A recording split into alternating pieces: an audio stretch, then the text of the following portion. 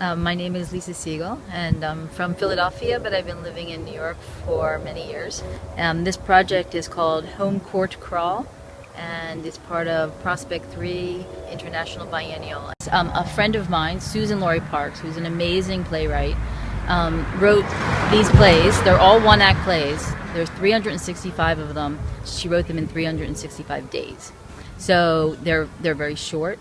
There is a range of topic, and they're urgent, they're real, they're now. And when I read them, I just thought that contingent upon the different kinds of architecture, and in particular blighted architecture in the city, that they could, I don't know, just bring a very different kind of voice, or create a kind of call and response on the facades themselves.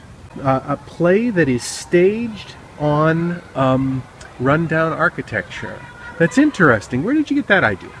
I often work on architecture and use architecture as a way to read a culture, to read a city, to read a neighborhood, to read the way people shelter themselves and build an environment.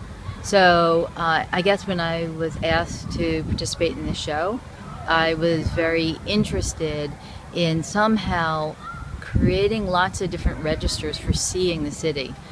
The issues don't touch upon your life, and so there's a kind of fetishizing of the kind of tragic beauty of a house like this, and because you could feel someone who had lived there, you could imagine something. They offer lots of history, and I would imagine for someone who lives next door, it's exhausting. It's an exhausted conversation. It's a battle that continues in many different ways in the neighborhoods.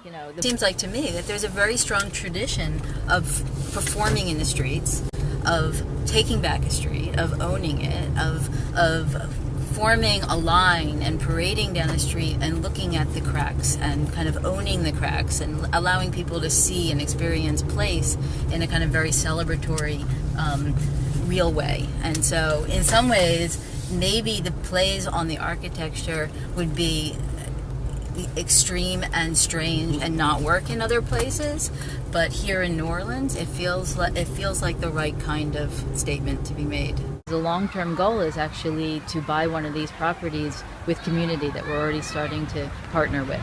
So I didn't want to do something on the houses without having some kind of learning experience with people who actually live here in the neighborhoods.